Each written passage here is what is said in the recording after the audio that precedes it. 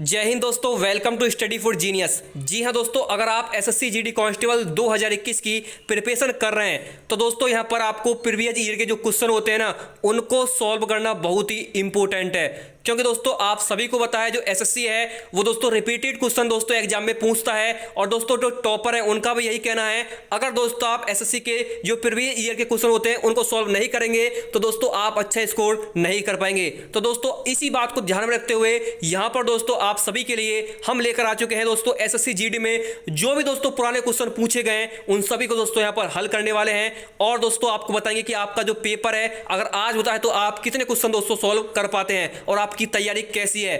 दोस्तों यहाँ पर आज की इस वीडियो का एम रखते हैं दोस्तों 2000 लाइक का। अगर दोस्तों आप इसे जल्दी पूरा कर देते हैं तो दोस्तों मैं आपको यहाँ पर दोस्तों जो आपकी 100 शिफ्ट हैं उन सभी को दोस्तों कराने वाला हूं और मैक्सिमम क्वेश्चन आपको ये जो मैं यहाँ पर शिफ्ट कराऊंगा इन्हीं में से नजर आएंगे। बस दोस्तों आप अपना करंट अफेयर्स अच्छे से तैयार कर लीजिएगा और जीके जीएस मैथ की टेंशन आप बिल्कुल छोड़ दीजिएगा, क्योंकि दोस्तों आज की इस वीडियो में मैं आपको जीके का सिलेबस कराने वाला हूं। और दोस्तों जो नेक्स्ट वीडियो आएंगी उनमें आपको यहाँ पर मैथ और रीजनिंग के भी दोस्तों चैप्टर जो उनके क्वेश्चन मिलने वाले हैं। तो दोस्तों चलिए बिना बकवास की आज की इस वीडियो को शुरू करते हैं। तो दोस्तों हमारा पहला क्वेश्चन है कि भाई 26वां ये दोस्तों मैं यहाँ पर जीके जीएस ले रहा हूं, तो इसको आपको बताना है कि भारत में पुर्तगाली उपनिवेश की राजधानी क्या थी। तो दोस्तों क्वेश्चन को समझने से पहले यहां पर आपको जो 4 ऑप्शन दिए हैं इनको दोस्तों ध्यान से देखना पड़ेगा। अगर दोस्तों आप एग्जाम में अगर आप बाई चांस आपके सामने ये क्वेश्चन आ रहा है, ठीक है, तो दोस्तों आपको सबसे पहले ऑप्शन को देखना है। आप ऑप्शन से आंसर तक पहुंच जाएंगे कैसे दोस्तों, मैं आपको बता देता हूं। देखिए जब आप दोस्तों एग्जाम हॉल में होते हैं तो आपका माइंड चारों तरफ भागता है कि भाई इसमें कौन सा ऑप्शन हो सकता है, ऑप्शन ए हो सकता है, ऑप्शन बी हो सकता है। फिर दोस्तों फिर आप तुक्का लगाते हैं, फिर दोस्तों आपके पास जो चांस बचता है ना वो तुक्के का ही बचता है। अगर दोस्तों आप इस क्वेश्चन का आंसर जानते हैं तो अच्छी बात है, नहीं जानते दोस्तों कैसे लगाइएगा। देखिए मैं आपको बता देता हूँ। देखिए दोस्तों इसमें दो ऑप्शन एक जैसे दिए हैं, दमन दमन। अब दमन दमन दोस्तों जो आप सभी जानते हैं दो दमन है दोस्तों एक केंद्र शासित प्रदेश है, ये आप सभी जानते हैं। लेकिन जो पुर्तगाली था ये आप सभी जानते हैं। इतना तो दोस्तों आप जानते होंगे कि भाई जो पुर्तगाली यहाँ पर आया था सबसे पहले वो कौन आया था, वो आया था दोस्तों आप सभी को पता है जो जिसने जल मार्ग की खोज की थी वास्को डी गामा आया था। ठीक है, वास्को डी गामा जब पहुंचा था तो दोस्तों ये भारत का नक्शा ये आप सभी जानते हैं। ऐसे दोस्तों कहां पहुंचा था, ये पहुंचा था कालीकट। कहां पहुंचा था, कालीकट पहुंचा था भाई। कालीकट यहां कहां पर पहुंचा था, केरल में पहुंचा था। दोस्तों मैं आपको बता रहा हूं कि भाई क्वेश्चन को आपको कैसे सॉल्व करना है अगर आप पर नहीं आ रहा है। ये दोस्तों आप सभी जानते हैं, इतना क्वेश्चन बेसिक क्वेश्चन है कि 1498 में जो वास्को डी गामा था वो कालीकट पहुंचा था। ये बहुत ही बेसिक क्वेश्चन है, अगर आपको ये भी नहीं पता है ना तो भाई आपको पढ़ने की जरूरत है। फिर तो दोस्तों बिल्कुल पढ़ने की जरूरत है। अब दोस्तों इतना तो आप जानते होंगे, ठीक है, इतना जानते हैं तो भाई केरल कहां पर है। केरल दोस्तों सबसे यहाँ पर सबसे नीचे ये हिस्सा जो है केरल का है, इधर दोस्तों तमिलनाडु हो जाएगा। दोस्तों इधर ही पड़ता है आपका क्या, यहां पर पड़ेगा दोस्तों आपका कर्नाटक, इधर पड़ेगा गोवा, इधर पड़ेगा दोस्तों महाराष्ट्र, ऊपर दोस्तों आपके क्या है गुजरात। ठीक है, ये दोस्तों आपका पश्चिमी तट है पूरा, क्या पश्चिमी तट है, यहां पर दोस्तों आपके ये राज्य पड़ने वाले। ठीक है, अब दोस्तों देखिए इसमें आपकी जो पश्चिमी तट है इसमें दोस्तों कोई भी ऑप्शन नहीं दिया गया है। पश्चिमी तट का सिर्फ एक ही ऑप्शन है, क्या है, गोवा। भाई जब यहां पर आएगा तो दोस्तों राजधानी तो यहीं की आसपास की बनाएगा, अब दोस्तों दूर तो नहीं जाएगा। इसमें दोस्तों ऑप्शन भी आपकी जो पश्चिमी क्षेत्र का है वो गोवा दिया हुआ है, क्योंकि दोस्तों गोवा जो है वो कालीकट यानी केरल के पास में पड़ता है, इसलिए दोस्तों गोवा में इसने राजधानी बनाई। अब दोस्तों ये तो आपने सॉल्व कर लिया, ठीक है, ये तो दोस्तों आपने सॉल्व कर लिया, लेकिन आपको इसके बारे में पूरी जानकारी होनी चाहिए। दोस्तों क्या हुआ था 1510 की बात मैं आपको कर रहा हूं। जो अल्बुकर्क था वो दोस्तों पुर्तगाली गवर्नर था, जो सेकंड गवर्नर था वो दोस्तों कौन था, अल्बुकर्क था। ठीक है, दोस्तों एक गवर्नर सबसे पहले आया था फ्रांसिस्को दी अल्मोडा, इसका नाम था। सेकंड गवर्नर था दोस्तों आपका कौन, अल्बुकर्क। अल्बुकर्क ने दोस्तों क्या किया था, उसने बीजापुर के शासक, यही दोस्तों गोवा में बीजापुर है, उसके शासक आदिल शाह को हराया था और दोस्तों गोवा को छीन लिया था। ठीक है, गोवा को छीन लिया था, तभी से दोस्तों उसने इसको राजधानी बनाया। ठीक है, 1510 में गोवा को उसने राजधानी बनाया। उसके बाद दोस्तों नीलो डी कोना आता है, उसने दोस्तों ज्यादा काम नहीं किया था, उसने दोस्तों जो राजधानी थी इसको परिवर्तन बाद में कर दिया था। ठीक है, और दोस्तों आप सभी को इतना पता होना चाहिए कि यहाँ पर जो आपका पुर्तगाली जो गवर्नर आया था दोस्तों सबसे पहले वो फ्रांसिस्को दी अल्मोडा आया था। सेकंड नंबर पर आया था अल्बुकर्क और थर्ड नंबर पर आया था नीनो डी कोना। ये दोस्तों तीन ही गवर्नर आपको याद रखने हैं। और 1510 में दोस्तों गोवा की राजधानी बनाया था और इन्होंने दोस्तों प्रिंटिंग प्रेस का निर्माण किया था गोवा में सबसे पहले। इतना दोस्तों आपको इस क्वेश्चन से जानकारी मिलनी चाहिए। अब दोस्तों मुझसे लोग बोलेंगे कि भाई इतना क्यों पका रहे हो यार, इतना लंबा क्यों खींच रहे हो, जल्दी जल्दी क्वेश्चन कराइए। लेकिन दोस्तों कुछ बोल रहे होंगे कि भाई अच्छा पढ़ा रहा है। तो देखिए दोस्तों, सभी लोगों की सोच अलग अलग होती है, ठीक है। अगर आप जैसा मुझसे बोलोगे दोस्तों मैं वैसा पढ़ा दूंगा, लेकिन दोस्तों हर किसी की जो चॉइस है वो पूरी नहीं हो सकती है, ठीक है। मैं सभी से बोलता हूं हर किसी की चॉइस दोस्तों पूरी नहीं हो सकती है। चलिए दोस्तों अब मैं सेकंड नंबर पर आता हूं, सेकंड क्वेश्चन पर, ठीक है। यहाँ पर देखिए दोस्तों, आपका जो सेकंड क्वेश्चन है यानी 27वां जो क्वेश्चन है उसमें से यह है कि विश्व का दूसरा सबसे बड़ा महाद्वीप यानी महादेश कौन सा है। महाद्वीप को दोस्तों महादेश भी बोल सकते हैं, क्योंकि जो महाद्वीप है आप सभी को पता है 7 महाद्वीप है, ठीक है। 7 महाद्वीप है, जिसमें दोस्तों हम किस महाद्वीप में रहते हैं, एशिया महाद्वीप रहते हैं। तो दोस्तों अब आपको इसमें से बताना है कि सबसे बड़ा जो महाद्वीप है वो दोस्तों कौन सा है, ठीक है। विश्व का दूसरा सबसे बड़ा महाद्वीप पूछा है, दूसरा पूछा है ना कि फर्स्ट पूछा है। सही से क्वेश्चन को पढ़िएगा पहले। इसमें पूछा दोस्तों कौन सा पूछा है, इसमें सेकंड लार्जेस्ट आपका जो है वो पूछा है, सेकंड लार्जेस्ट महाद्वीप कौन सा इसमें ये पूछा है, ठीक है। तो इसका दोस्तों राइट आंसर क्या हो जाएगा, तो इसका राइट आंसर देखिए दोस्तों यहाँ पर क्या हो जाएगा, ऑप्शन नंबर ए, ठीक है। ऑप्शन नंबर ए यानी अफ्रीका महाद्वीप।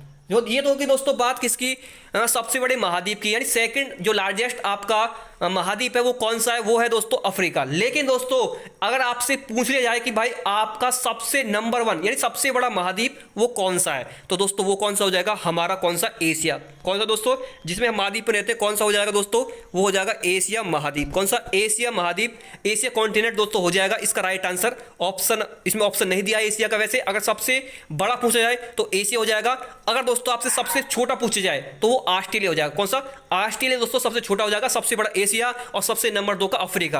अफ्रीका दोस्तों आप सभी जानते हैं, अफ्रीका दोस्तों आप सभी को पता है इसे दोस्तों काला महाद्वीप भी कहते हैं, क्योंकि सबसे पहले दोस्तों यहीं पर ही मानव की उत्पत्ति मानी जाती है। किसकी मानी जाती है, मानव की उत्पत्ति अफ्रीका महाद्वीप से ही मानी जाती है, ठीक है दोस्तों। क्वेश्चन नंबर 28 आ चुका है आपकी स्क्रीन पर, और इसको दोस्तों आपको बताना है कि भारत में सिंचाई का प्रमुख स्रोत क्या है, ठीक है। भारत में सिंचाई का प्रमुख स्रोत दोस्तों क्या है, 28 का इसका राइट आंसर आपको बताना है। तो दोस्तों इसका यहाँ पर राइट आंसर हो जाएगा कुएं एवं नलकूप, यानी ट्यूबवेल जो आपकी होती है गाँव में। आई होप दोस्तों आप मैक्सिमम गांव से बिलोंग करते हो जितने भी स्टूडेंट हैं। लेकिन दोस्तों यहाँ पर कुएं और नलकूप जो होते हैं ना वो भारत में सिंचाई का प्रमुख स्रोत है, ठीक है। दोस्तों आपकी जो आप ये सोच रहे हो कि भाई नहरों से भी सिंचाई ज़्यादा होती है, लेकिन मैक्सिमम जो दोस्तों सिंचाई होती है ना वो कुएं एवं नलकूप से होती है, क्योंकि नहरें जो होती हैं वो दोस्तों कभी इसमें पानी रहता है कभी नहीं रहता है। तो दोस्तों यहाँ पर इमरजेंसी में जो पानी लगाते हैं सभी आप सभी को पता होगा कुएं और नलकूप से लगाते हैं। गांव गांव में जब आप जाओगे तो वहाँ पर आपको ट्यूबवेल वगैरह देखने को मिलेंगी, कुएं देखने को मिलेंगे, जो गहरे गहरे कुएं होते हैं वहीं से दोस्तों सिंचाई होती है। जितने भी हमारे किसान भाई हैं सभी दोस्तों उनसे ही सिंचाई करते हैं। गेहूँ में हो दोस्तों, आपकी यहाँ पर जो है यहाँ पर दोस्तों चावल हो, सभी दोस्तों किसान जो है अपनी किससे ज़्यादा करते हैं, कुएँ एवं नलकूप से, ठीक है। और दोस्तों मैं आप सभी से बता रहा हूँ ये जो सीरीज जो चल रही है वेरी वेरी इंपॉर्टेंट है दोस्तों, यहीं से आपको क्वेश्चन नजर आने वाले, ठीक है। क्वेश्चन नंबर 29 दोस्तों यहाँ पर देख लेते हैं भाई। क्वेश्चन नंबर 29 है आप सभी के बीच में आ चुका है। तो क्वेश्चन नंबर 29 का राइट आंसर क्या हो जाएगा दोस्तों, थोड़ा फास्ट चलते हैं दोस्तों, अगर इतनी तेज चलेंगे तो भाई बहुत ज़्यादा टाइम वेस्ट हो जाएगा, इसलिए फास्ट चलते हैं थोड़ा। क्वेश्चन नंबर 29 है निम्न तापमानों पर जीवन संरक्षण का अध्ययन है। अब दोस्तों इसका राइट आंसर आपको बताना पड़ेगा भाई, इसका राइट आंसर क्या है। तो दोस्तों 29 का राइट आंसर यहाँ पर हो जाएगा भाई ऑप्शन नंबर बी, यानी क्रायोबायोलॉजी। क्या, क्रायोबायोलॉजी दोस्तों निम्न तापमानों पर जीवन संरक्षण का अध्ययन है, ठीक है। इससे दोस्तों क्या होता है, जो तापमान है उन पर दोस्तों जीवन जीने का इसमें संरक्षण मिल पाता है, ठीक है। क्वेश्चन नंबर 30 देखते हैं। क्वेश्चन नंबर 30 है कि पाचन तंत्र में वसा का पाशीकरण यानी मिश्रण किसके द्वारा किया जाता है। पाशीकरण का दोस्तों इसमें मीनिंग होता है मिश्रण, यानी मिश्रण दोस्तों उसको मिक्स कर देना, यानी पाचन तंत्र में वसा का जो मिश्रण होता है वो दोस्तों किसके द्वारा होता है, ठीक है। तो दोस्तों आपको इसमें बताना है कौन सा दोस्तों वह एंजाइम है जिसके द्वारा दोस्तों यहाँ पर वसा का मिश्रण होता है, ठीक है, वो पाचन तंत्र से, ठीक है। तो इसका राइट आंसर दोस्तों यहाँ पर हो जाएगा ऑप्शन नंबर ए लाइपेज, ठीक है। लाइपेज दोस्तों हमारा जो है वो पाचन तंत्र में वसा का दोस्तों पायशीकरण करने में सहायक होता है, ठीक है। तो देखिए क्वेश्चन नंबर 31 देखते हैं। क्वेश्चन नंबर 31 है बोग नावालिया में चमकीले रंगीन हिस्से हैं, ठीक है। बोग नवालिया में चमकीले रंगीन हिस्से कौन से होते हैं ये आपको बताना है, ठीक है। क्वेश्चन नंबर 31 का राइट आंसर आपको बताना है। क्वेश्चन नंबर 31 का दोस्तों यहाँ पर राइट आंसर क्या हो जाएगा, इसका राइट आंसर हो जाएगा दोस्तों ऑप्शन नंबर ए सहपत्र, यानी इसे दोस्तों पत्राप भी कहते हैं, ठीक है, पत्राप भी कहते हैं। ये दोस्तों आपको बिल्कुल डिटेल्स में आप जब पढ़ोगे ना तो दोस्तों मजा आएगा, आपको पढ़ने में मजा बिल्कुल आएगा। इस बार दोस्तों अगर वर्दी लेनी है ना तो भाई लाइक तो करना ही पड़ेगा यार, ऐसे चैनल को लाइक तो करना ही पड़ेगा जहां दोस्तों आपको बिल्कुल अच्छी तरीके से समझाया जा रहा है, ठीक है। क्वेश्चन नंबर 32 है श्रम के लिए पुरस्कार है, ठीक है। श्रम के लिए पुरस्कार कौन सा है, क्वेश्चन नंबर 32 का राइट आंसर बताइए भाई। अरे दोस्तों मेहनत है यार, ये क्या है, मेहनत है। जब जितनी मेहनत आप करोगे ना, जितना पसीना आप बहाओगे ना, रियलिटी बोलता हूँ दोस्तों, सिलेक्शन क्यों नहीं होगा यार। इस बार दोस्तों आप सभी को अपने माँ बाप को जो सपना है उसे पूरा करना होगा। क्या अपने माँ बाप का जो सपना है उसे पूरा करना होगा। तो क्वेश्चन नंबर 32 का राइट आंसर बता दीजिए, इसका राइट आंसर क्या हो जाएगा। तो दोस्तों इसका राइट आंसर हो जाएगा श्रम के लिए पुरस्कार है। दोस्तों श्रम में क्या होता है, श्रम में दोस्तों तो लोग मजदूरी करते हैं, तो भाई इससे आप बना सकते हैं। तो दोस्तों इसका राइट आंसर क्या हो जाएगा, मजदूरी या वेतन। ठीक है, मजदूरी वेतन, यानी दोस्तों श्रम के लिए पुरस्कार, यानी पुरस्कार का दोस्तों है मतलब यही है कि भाई जब आदमी श्रम यानी मेहनत करता है, जब दोस्तों श्रमिक होता है वो मेहनत करता है, तो उसको बदले में पुरस्कार, यानी पुरस्कार के बदले में उसे क्या मिलता है, जब पुरस्कार दोस्तों उसे मिलता है वेतन, यानी उसे दोस्तों मजदूरी मिलती है अपने दोस्तों मजदूर, उसने दोस्तों जब मजदूर काम करता है तो उसे पुरस्कार के रूप में क्या मिलती है, मजदूरी यानी वेतन मिलता है। ठीक है, इतना दोस्तों आपको पता है, ये तो सभी जानते हैं भाई। क्वेश्चन नंबर 33 आ चुका है, जब किसी वस्तु का मूल्य पैसे के संदर्भ में व्यक्त किया जाता है तो उसे कहते हैं। भाई ये आपका इकोनॉमिक्स से क्वेश्चन आ गया है, तो भाई इकोनॉमिक्स भी आपकी अच्छी होनी चाहिए। ठीक है, तो क्वेश्चन नंबर 33 यानी 33 का राइट आंसर क्या हो जाएगा, ऑप्शन नंबर इसमें हो जाएगा बी यानी कीमत। ठीक है, जब किसी वस्तु का मूल्य धन, जिसे पैसे भी कह सकते हैं, पैसे के संदर्भ में व्यक्त किया जाता है तो उसे कहते हैं, उसे कीमत कहते हैं। ठीक है, उसे क्या कहते हैं, कीमत कहते हैं। देखिए दोस्तों एक और क्वेश्चन आ चुका है आपकी इकोनॉमिक्स से ही, भारतीय अर्थव्यवस्था है, तो दोस्तों ये बताना है आपको कैसी अर्थव्यवस्था है, भारतीय जो अर्थव्यवस्था है वो कैसी अर्थव्यवस्था है। ठीक है, तो देखिए दोस्तों भारतीय में क्या होते हैं, आप सभी को पता होगा भाई, हमारा जो भारत है वो कृषि प्रधान देश है। क्या कृषि प्रधान देश है, ये आप सभी जानते हैं। और दोस्तों भारत में क्या होती है, सबसे ज़्यादा किसान खेती करते हैं, और उसमें दोस्तों क्या करते हैं किसान भाई, मजदूरी करते हैं, अपना पेट पालते हैं। तो इसी में दोस्तों क्या हो जाएगा, मजदूरी से दोस्तों ज़्यादा व्यवस्था किसी निकलती है अर्थव्यवस्था, तो श्रम प्रचुर बहुल, यानी दोस्तों हमारे यहाँ पर श्रमिक लोग बहुत ज़्यादा हैं, तो उनकी अर्थव्यवस्था बहुत ज़्यादा है। क्या कि क्योंकि दोस्तों आप सभी जानते हैं भाई कंपनी वगैरह खुली हुई हैं, उसमें दोस्तों कुछ लोग हैं मजदूरी करने जाते हैं, उनको पैसे मिलते हैं, तो उसी से दोस्तों हमारी जो अर्थव्यवस्था है, जो जीडीपी है वो बहुत ज़्यादा ग्रोथ करती है। ठीक है, जीडीपी बहुत ज़्यादा ग्रोथ करती है, जो ग्रोथ डेवलपमेंट प्रोडक्ट यानी जीडीपी होती है वो बहुत ज़्यादा दोस्तों हाई लेवल से ऊपर जाती है। ठीक है, और देखिए क्वेश्चन नंबर 35 यानी 35 आपके बीच में आ चुका है।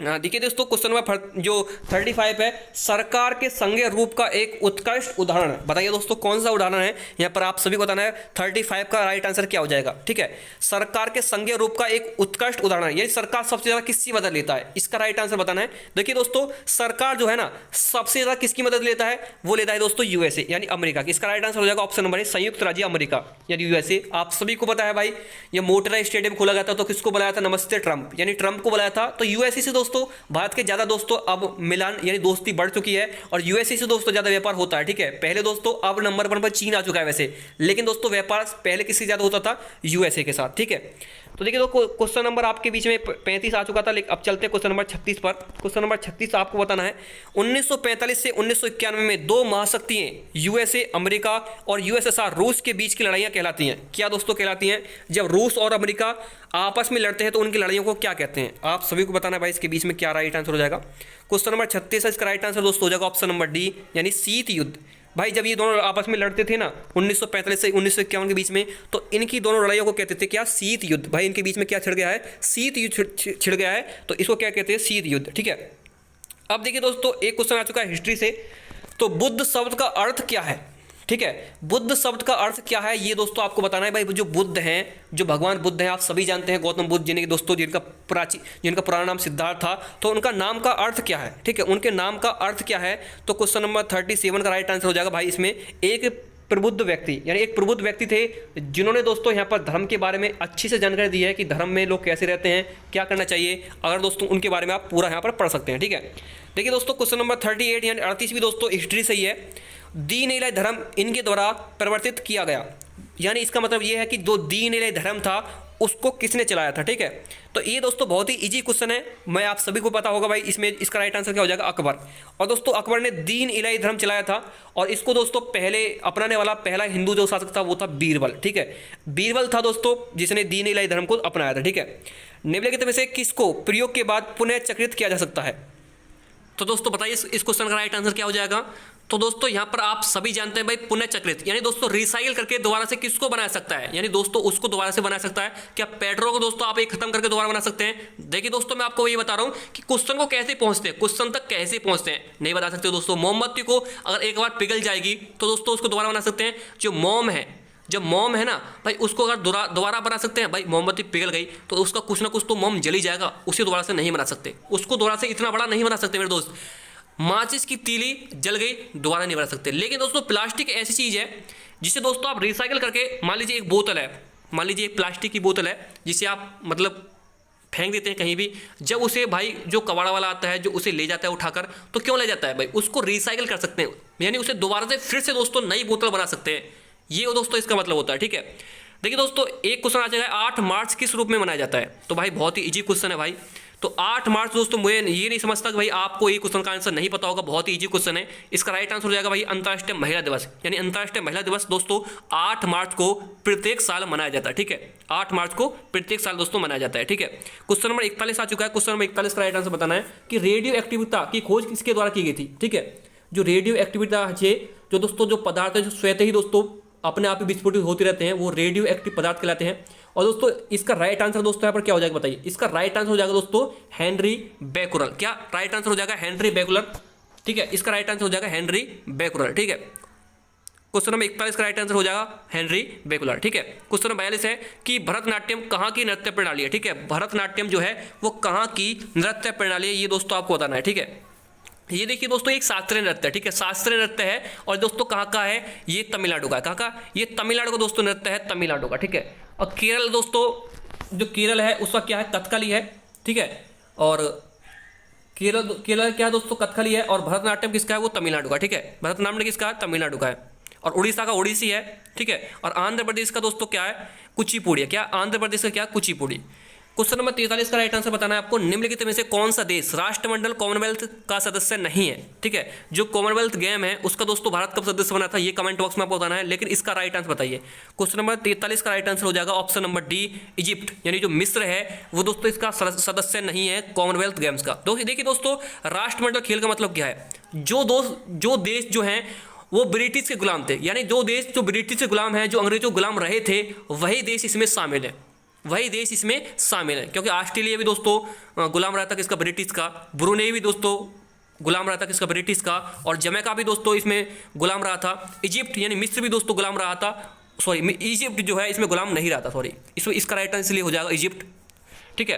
क्वेश्चन नंबर 44 है, 44 है, माउंट एवरेस्ट पर चढ़ने वाली प्रथम भारतीय महिला थी। बहुत ही इजी क्वेश्चन है भाई, अगर इसका राइट आंसर नहीं पता है ना तो भाई पढ़ने की जरूरत है आपको, ठीक है। इसका राइट आंसर क्या है? बछेंद्री पाल। कौन दोस्तों? बछेंद्री पाल थी, जो दोस्तों पहली बार माउंट एवरेस्ट पर चढ़ने वाली भारत की प्रथम महिला थी, ठीक है। इसके बाद संतोष यादव आई थी दोस्तों, ये आप सभी को पता होना चाहिए, संतोष यादव थी। और अप्पा शेरप्पा दोस्तों बहुत ज़्यादा बार चढ़ चुके हैं, जिनका अभी हाल ही में निधन हो गया है। कम से कम उन्होंने 22 बार रिकॉर्ड बनाया था अप्पा शेरप्पा ने, जो नेपाल के, ठीक है, नेपाल के थे वो। और देखिए 45 नंबर क्वेश्चन आ चुका है, वायुमंडलीय दाब की इकाई यानी इसकी यूनिट क्या है, ठीक है। जो वायुमंडल दाब होता है इसकी इकाई क्या है? तो भाई बहुत ही ईजी क्वेश्चन है, इसकी इकाई हो जाएगी बार। क्या इसकी इकाई हो जाएगी? बार, ठीक है। और क्वेश्चन नंबर 46 है, निम्नलिखित में से कौन सा तृतीय श्रेणी का एक उत्तोलक है? इस उत्तोलक को दोस्तों लीवर भी कहते हैं। तृतीय श्रेणी का उत्तोलक कौन सा है भाई बताइए? तृतीय श्रेणी का उत्तोलक कौन सा है? 46 क्वेश्चन का राइट आंसर क्या हो जाएगा? तो इसका राइट हो जाएगा चप्पू वाली नौका, ठीक है। चप्पू वाली नौका कौन सी होती है भाई? जो नाव होती है उसके बारे में बात की जा रही है, ठीक है। जो नाव होती है उसके बारे में यहाँ पर बात की जा रही है। देखिए चप्पू वाली नौका होती है भाई यहाँ पर, इसका राइट आंसर रहेगा ऑप्शन नंबर सी। अब दोस्तों क्वेश्चन नंबर यहाँ पर 47 आ चुका है। क्वेश्चन नंबर 47 है भाई, कौन सी प्रजनन प्रणाली सर्वाधिक व्यापक रूप से प्रयुक्त की जाने वाली प्रयुक्ता हितैषी प्रणाली है? अब दोस्तों आपको बताना है इनमें से कौन सी प्रणाली है जो सर्वाधिक व्यापक रूप से प्रयुक्त की जाती है, ठीक है। आपको बताना है 47 का राइट आंसर क्या हो जाएगा? तो दोस्तों इसका राइट आंसर है भाई, जो आप कंप्यूटर यूज करते हैं भाई, जब आप कंप्यूटर यूज करते हैं तो इसमें कौन सी प्रणाली सबसे ज़्यादा होती है? विंडोज़, यानी आप सभी को तो विंडो 8, विंडो 9 ये विंडो चलती रहती है ना, तो यही इसका राइट आंसर हो जाएगा ऑप्शन नंबर डी। 48 क्वेश्चन का राइट आंसर बताइए, निम्नलिखित में से कौन सा स्टेनलेस स्टील का घटक नहीं है? स्टेनलेस स्टील का घटक कौन सा नहीं है ये आपको बताना होगा। 48 का राइट आंसर क्या है? तो भाई 48 का राइट आंसर हो जाएगा इसमें एल्युमिनियम, यानी एल जो धातु है ना, एल्युमिनियम, ये दोस्तों स्टेनलेस स्टील का घटक नहीं है, ठीक है। और इसमें दोस्तों क्वेश्चन नंबर 49 आ चुका है, 49, पारा या जिसे मरकरी कहते हैं, धातु किसके द्वारा परिष्कृत की जाती है? ठीक है, परिष्कृत के द्वारा मतलब यह है कि किससे बनाई जाती है, ठीक है, कैसे बनाई जाती है, ये दोस्तों आपको बताना है। जो पारा मरकरी है वो किसके द्वारा बनाई जाती है, ठीक है। 49 का राइट आंसर बताइए। इसका राइट आंसर है दोस्तों ऑप्शन नंबर सी, यानी विद्युत अपघटन के द्वारा दोस्तों इसका निर्माण किया जाता है। अब दोस्तों लास्ट क्वेश्चन है आपकी स्क्रीन पर, उसके बाद दोस्तों हम जो नेक्स्ट वीडियो आएगा उसमें दोस्तों आपकी चॉइस रहेगी कि आपको क्या पढ़ना है, मैथ पढ़ना है, रीजनिंग पढ़ना है, वो दोस्तों आपको पढ़ाया जाएगा। लेकिन दोस्तों भाई लाइक रुकने नहीं चाहिए भाई। इतनी मेहनत की आप सभी के लिए, तो लाइक तो दोस्तों बढ़ा दीजिए, आप फटाक से दोस्तों लाइक कर दीजिएगा जिसने जिसने नहीं किया, ठीक है। पर्यावरण में सम्मिलित है, अब बताइए दोस्तों कौन सम्मिलित है पर्यावरण में, ठीक है। पर्यावरण में दोस्तों कौन सम्मिलित है? अजैव तत्व सम्मिलित हैं, जीवीय तत्व सम्मिलित है, ऑक्सीजन और नाइट्रोजन सम्मिलित है, या अजैव और जीवीय तत्व दोस्तों सम्मिलित है। तो दोस्तों इसका राइट आंसर हो जाएगा ऑप्शन नंबर डी, अजैव और जीवीय तत्व दोस्तों इसमें सम्मिलित है, ठीक है। तो दोस्तों कैसा लगा भाई आज का लेक्चर? आई होप दोस्तों आपको अच्छे से समझ में आया होगा। और दोस्तों आपने कितने क्वेश्चन राइट किए इन क्वेश्चनों में से मुझे दोस्तों कमेंट बॉक्स में बताइएगा कि भाई आप सभी के बीच में मैं इतनी मेहनत की है, मैंने आप सभी के लिए यहाँ पर 24 क्वेश्चन समथिंग मैंने आपको करा दिए हैं और 24 या 23 क्वेश्चन समथिंग हो चुके हैं। तो इनमें से दोस्तों आपका स्कोर क्या रहा है? आपने सभी राइट किए हैं या नहीं किए हैं, या दोस्तों आधे किए हैं, या दोस्तों कितने किए हैं, वो कमेंट बॉक्स में मुझे जरूर बताइए, जिससे कि दोस्तों मुझे पता चल सके कि भाई आप कितना स्कोर अचीव कर पा रहे हैं, ठीक है। तो दोस्तों वीडियो बहुत ज़्यादा लंबा नहीं रहेगा, आज की वीडियो में सिर्फ समझाने के पर्पज से रहा। अगर आप बोलेंगे कि भाई मुझे फटाक आंसर बताइए या पूरा डिटेल से बताइए, दोस्तों आपकी जो मर्जी होगी वो इस तरीके से क्लास चलती रहेगी, ठीक है। लेकिन भाई चैनल को सब्सक्राइब करना तो बनता ही है। यहाँ पर आपको प्रीवियस ईयर के जो क्वेश्चन होंगे ना वही दोस्तों आपको कराए जाएंगे, ठीक है। टेंशन नहीं लेना है बिल्कुल दोस्तों, अच्छी तरीके से क्लास चलेगी, आगे भी चलती रहेगी। अगर एसएससी जीडी का पेपर क्रैक करना है तो इस चैनल को आप ज्वाइन जरूर कर लीजिएगा, ठीक है। मिलेंगे दोस्तों नेक्स्ट वीडियो में, तब तक धन्यवाद, जय हिंद, वंदे मातरम।